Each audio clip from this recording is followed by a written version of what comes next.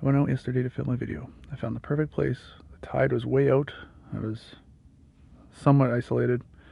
So I got out there and I realized that the battery in my microphone had died. So I'm recording this the next day, but I'll overlay some footage from my bike ride just so you don't have to stare at my mug like you normally do. So I want to talk about my second week of integration after DMT. The first week was like, it was like a dark night of the soul. Like it was like doing DMT. And coming out of that experience, I was left on a raft in the middle of the ocean with a giant storm over me. And, dark gray clouds in every direction for miles and miles. Lightning and thunder and rain and giant waves, the whole bit. The next day, it was like, it was actually like that for a couple days. And then finally, by the third day, maybe the thunder and lightning stopped. And then the fourth day, maybe the rain stopped. And the fifth day, maybe the clouds start to get a little bit lighter. And after a whole week, after my experience of working through it and integrating it, maybe the clouds even started to part. So the first week was really challenging, but I'm going to talk about the second week. It's like the energy was balancing out. So I had this really challenging week, and then the second week was really awesome. My wife comes up to me. She says she wants to go for vacation. She wants to go for a little getaway this weekend. And I'm like, yeah, sure, that sounds awesome. And, still not feeling the whole hotel thing because of COVID. And then out of nowhere, her friend was like, yeah, my parents have a place up in Kelowna, which is like 4 hours outside of Vancouver. Easily drivable. Really nice up there. So, yeah, you guys can have it for the weekend if you want. It's like, sweet. So we go up there. Beautiful place. Just have an awesome time. The first trip with the new baby, the four of us hanging out. And, I'm walking in the underground. And I have this feeling of like the way it was like pictured in my mind was like in the new Venom movie, like the Spider-Man villain Venom when Venom takes over the person, and it's like this like black gooey tar kind of like taking over the person, and that's what I could see inside myself. Only the Venom was love. It was just like love that was like barely containable. Like internally I'm having like this explosive energy of love. But externally I'm composed and I'm able to just function in my day-to-day life. So I thought that was pretty cool. And then, we go to the beach and we're at the lake and there's like waves crashing on the shore. Like nothing drastic, but there's some waves coming up on the shore at the beach. So I'm just like, where are these waves coming from? Like it's not the ocean. It could be the wind maybe. I wasn't so sure. So I was just like thinking about it.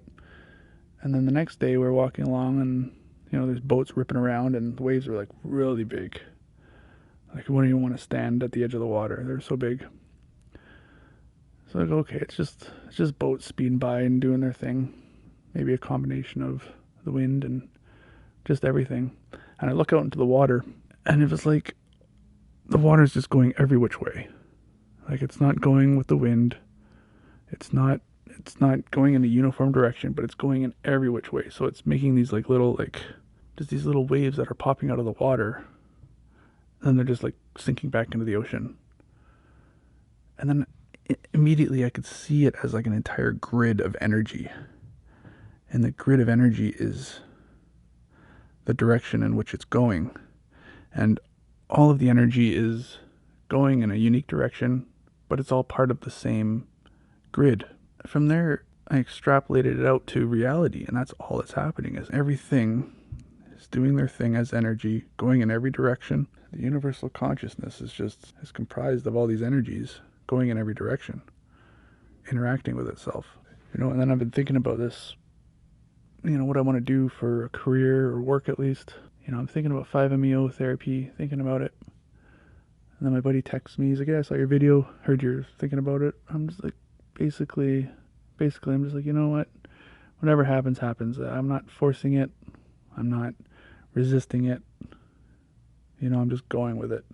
Like I think it might have been that night we were going out to dinner, and then I got an email from somebody, and they were inquiring about it, and they wanted to do a Skype call about it, which I ended up doing this morning.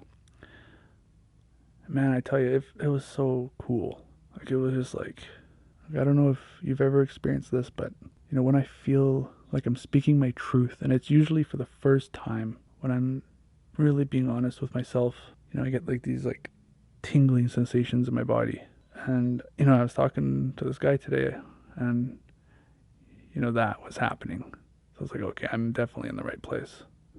Like, this feels true.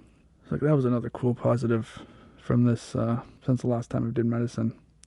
And, as I was driving home from my vacation, I sometimes get these little, like, black spots in my vision. And I've kind of just, like, dusted them off because they show up very randomly. And, I'm just like, I guess I've dusted them off because maybe I've been scared that there's something, like there's a bigger problem there. So I've been scared to face it. And I had one of these black spots. Like, it doesn't take out my whole vision, but just out of the corner of my eye, I can see this little, it's almost like this, like, it's like glitch in my reality. And I became aware of it as it was happening. It's like, I have an incomplete picture of reality. That there's just too much in the way. And this is as I'm driving. And then it just like snapped out of it, and then I was back to like my normal state of consciousness. So I've seen these black spots before, but I've never like actually had the awareness of them while they're there. It's usually I notice them as they're disappearing as a memory almost.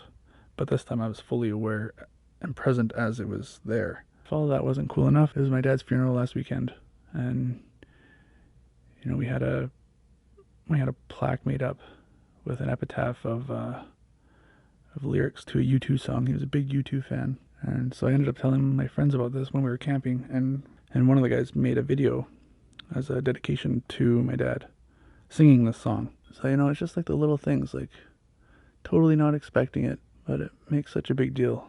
It's just like, I guess where I'm going with that is that I'm just truly grateful for the people that I have in my life. But yeah, so, the second week was definitely more enjoyable than the first. The first was like going through a storm, like I described earlier. And the second week was just, enjoying the sunshine. So with that being said, I'll leave you with my buddy's verse to the U2 song Kite, dedicated to my dad. All right, thanks for watching. Bye. Say where the wind will take you.